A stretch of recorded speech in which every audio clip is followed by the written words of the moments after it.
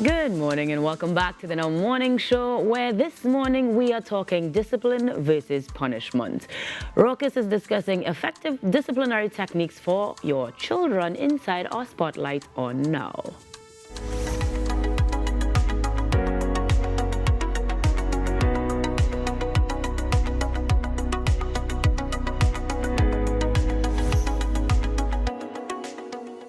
This morning, we're putting you and the way that you discipline your children inside the spotlight on Now. I want to welcome back Krista Ali, psychologist with the Children's Authority. Good morning to you, Krista. Morning.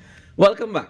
Thank you. So we continue in this conversation, and you reminded me of last week when we spoke. Your colleague asked if it is that adults not listening, if it would be okay to punish them. And and you had me thinking about that for a minute there. And I think that, generally, if we break the rules, there's some sort of consequence that happens, yeah? So if we as adults break laws, the police is authorized to arrest us or punish us accordingly. We get charged, we get put in jail, whatever would be equal to the punishment, equal to the action, or it's supposed to be.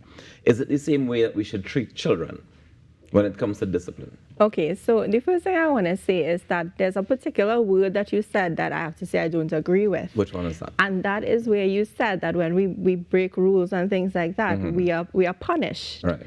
We are actually disciplined. All right. Let me break down the difference again. Right. And I think that is really where it lies. Yeah. It's in the difference between what is discipline versus punishment. Where punishment is supposed to inflict harm upon you. Okay. So, and then discipline is really helping you to understand the consequences of that behavior and know that there are consequences that come with certain behaviors. So, for example, we're in the workplace, there's an infraction. How does HR word it when, steps are taken? It's called disciplinary action. It's not called punishment. So nobody is coming to beat you with a belt. Okay. And I think from the conversation from last week, that's where it really stems, where it's really the difference between discipline versus punishment, when nobody is coming to physically inflict any harm upon you, but there are consequences for your actions. So even as adults, we are disciplined. Right. So then, so you're saying that punishment is only the use of physical harm, essentially. Essentially. So if I say, for example, all right, you've been behaving bad as a child, I'm going to take away your tablet. Yeah. Is that not some form of punishment? No, that's a disciplinary consequence. But it's not going to make them happy. But it's also not physically harming your child. So once it's not physical harm, it's not punishment. So Yes. we've just been using that word wrong. Which would? Punishment, because for me that's a form of punishment. It's a form of discipline. Well, exactly, and that's what I'm saying. So is the difference in how we approach it. All right, so then we're using these forms of discipline as consequences for not behaving, as consequences for. And what point does it ever turn to punishment? Should it ever? Right now I'm sitting here having this conversation with you, and I'm seeing a shift. And that is the shift that we want to see, where you now understand the difference between punishment and discipline, where I'm telling you that taking away a device from a child is a form of discipline because you're not inflicting physical harm on that child, so that your child is not afraid of you. They don't associate you with somebody who they need to be afraid of, who's going to harm their body, and that has really long-lasting impacts. So it's just a matter of changing the way that we think about things, how we view it, and then we can make better decisions as parents coming out of that. Okay, that's fair. So then give me some techniques that we can use to discipline children.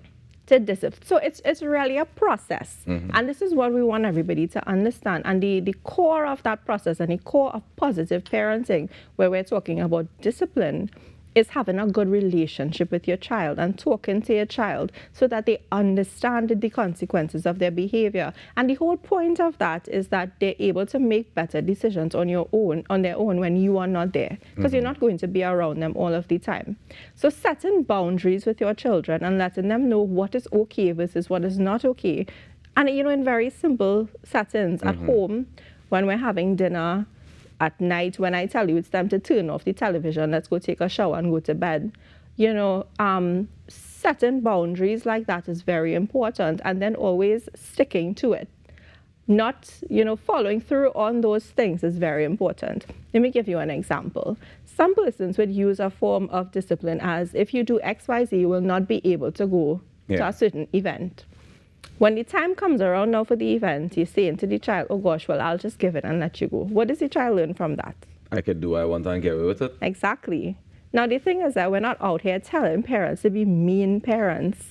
We're telling them to follow through on the simple things as well, the smaller disciplinary measures, so that when it comes time for bigger things like that, what you can allow your child to do is make up points, right? Let's do certain positive things. Let's do some good things. Do your homework without me having to tell you. Clear the table, just help around, do different things to be able to make up points, and then you're able to go to the event that you want, because we don't want parents to be mean. That's not what we're saying. We're not saying to be harsh, mean parents. We're saying to work with your children. And that's really, it's a collaborative effort in parenting. Now, I mean, in order to do that, I think as a parent, you need to be in a particular place. Yeah. Because oftentimes, I think I've seen at least parents who, their fuse is very short because they're already dealing with their own stuff, be it at work or, in their relationship or whatever else that they're already dealing with. And then they have to add now, I mean, they chose to add a child to the equation, but adding, being conscious of how you discipline that child sometimes is not on the forefront of their mind. Sometimes they might just react. So do you have any advice for parents who might be in a situation where it's like, it's kind of tense. It's tense for them because stress at work, stress here, your mother-in-law getting your stress, your father-in-law getting your stress, whatever the case may be, you have lots of stress and now you end up taking it out on that child. Not necessarily in a physically violent way, but just in terms of not being able to communicate the way that you're discussing there, or not have the patience to be able to go through a point system, or all of that stuff. What advice would you give to those parents? I think as we get older, that's when we too realize that our parents are humans. It took me a long time to realize that parents are human people with flaws, with stress, with things that they're dealing with, and you're very correct. Sometimes you're not really mentally in a position to do that. A huge part of positive parenting is taking care of yourself first, so that you're able to be there for your child. It's about self-care. It's about taking time out to do things that you enjoy, that helps you not explode, that, reduces. You think about a cup and it's being filled with all of these different things that's happening. It's about doing little things to ensure that it's within a space where it's not going to overflow onto your child. It's about also not disciplining your child when you are upset. It's about walking away because, we do find that sometimes incidents of physical abuse tends to happen when parents are extremely overwhelmed. Yeah. And that's another thing that we really need to discuss in terms of what is the difference between using some physical punishment and then actual physical abuse. Well, we just say punishment is something we don't want at all, so we use physical punishment now? No, I'm being very realistic about the methods out there that people are using. And while we do not condone corporal punishment at all, because we want to move away from that, the truth of the matter is that some persons are still using small, forms of physical punishment on their children. And you're saying that sometimes because they still use it, it can get extreme if they're upset as well. Yeah. So the parents being upset and then deciding to use that form of discipline or that form of punishment on the child would be exasperated by their own trauma. Not just not just that they're upset, but so much other things are going on with parents that I don't want to say forces them to cross that line into physical punishment, but throws them into that line, right? And one of the major factors that we see as well is that a lot of physical punishment was used with them as a child. This is the next thing. So how do we break that cycle? Because you might say, don't use so much, don't be physically violent with your child. But if that's the way that you know to discipline and you don't know any better or any alternative ways, how do you begin? If somebody's looking at this now and they're saying, this is what I know to be the way that does work. Look, I all right. I am a good contributing member of society. So it worked for me. Why can't it work for she too? Why can't it work for he too? Right. What we want is for people to make a mindful shift and really sit and wonder, how all right are you when you think about your own coping mechanisms, when you think about the way that you respond to situations, when you think about your life in general, you have to wonder, how well am I actually coping? where every time something happens, my first reaction is to jump out myself and become upset, to get angry, to get aggressive. Even if it's verbally aggressive, all of these things probably stem from the fact that, you were probably afraid of your parents when you were little because you was getting relics. The long-lasting effects of physical punishment is there, and it's in a lot of us because, in our society, it's part of our culture. Yeah, that was the norm. Yeah, to treat children poorly is almost embedded in our culture. When you put it like that. It sounds bad, right? It sounds bad. It sounds really bad when you put it like that. But is that what we do? We just treat children poorly across the board? That's our culture? Yeah. But we have kiddies carnival. That don't count. And I wonder what kind of licks they get in before and after. No, we're not talking about everybody, obviously, right? Of course. But the trends that we have in Trinidad and Tobago, when we look at the statistics that we get at the authority, we're not treating our children very well. And do you think is that we need therapy, or what do we need to be able to do it better? Mass therapy. Mass therapy. No, we need to be mindful. We need to make positive shifts. This is why we're doing this, for people to get more information. We want people to become a little bit more observant about themselves so that they can start treating their children better. So if somebody is the kind of person that, it flies off the cuff, they get angry quickly, give me a quick tip or two as to how they can control themselves before they deal with the children. I mean, I know you said walk away, but sometimes you may not have that luxury. Like we see in the car, going down the road or whatever the case, and the child tells you something that is upsetting, or you found out that the teacher called and said he was misbehaving in school today, and you get mad, or whatever the case may be. Is there something or a tip or a trick that they can do to say, let me take a moment here? Pause. That's what they need to do. Take a breath. Take some deep breaths and calm down. Count to 10. Count to 100 if you need to. The whole point is not to react in the moment, and that's going to take practice. The thing is that this is a really good skill, and it's a good tip for any situation, because we find people like that might be flying off the handle everywhere, not just with your children. You're doing it in work, and then there's consequences in work. And that's the thing, you know that if you do that in work, there's consequences. Why we're not doing the same thing when we speaking to our children? We need to understand that there's consequences too, right? And the consequences that your child is going to grow up and associate you with something to be fearful of.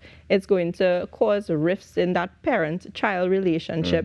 And you don't know who's going to be taking care of you when you get older, because, it's like, I don't have a good relationship with my dad. I'm not going back there. But Krista, is very interesting for me, right? Because I know people who say to themselves, I made this good choice because I know if my mother was here, she'd be so ashamed of me or so upset with me if I made that poor choice. You know what I mean? So like in some cases, it worked in I don't want to say in a positive way, but it worked to make that same fear that you're talking about. It's like, I don't want to do this to embarrass my family. I don't want to do this to embarrass my parents, as the case may be. It's very interesting that you say that, right? Because on the last program, you said something similar, and I wanted to bring it up, where you said that, if my child is behaving a certain way, and I say to that child, if you want to embarrass me, I'm going to embarrass you back by beating you in public or something like that, right? I mean, I wouldn't beat nobody, but... But the thing is, I want to ask you something, right? How do you know that child was trying to embarrass you, right? Was that child trying to embarrass you? Is that something that you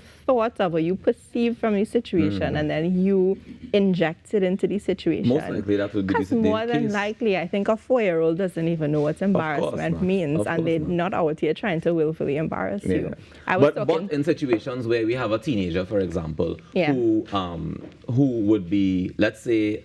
So we don't have much time left, but let's say there's a teenager who lies to you. You're coming in school for whatever reason to deal with a problem, and they lie to you about the situation. When you reach in school, they find out it's a whole different situation. They intentionally lie to you at that point, no? Okay, but that was still not trying to embarrass you, though. There's probably something behind that. Right. And if you all had a better relationship, probably using some positive parenting from since they were younger, who knows where we might have been in that situation. Might have been very different. So it's all connected, guys. That's what we're saying here this morning. Krista, thank you so much for joining us yet again this morning. Talking a little bit about discipline versus punishment. No more punishment. We're dealing with discipline, only positive parenting. Ladies and gentlemen, we take a quick break, and when we come back, we have a lot more for you in store on the Now Morning Show. Thank you very much, Krista.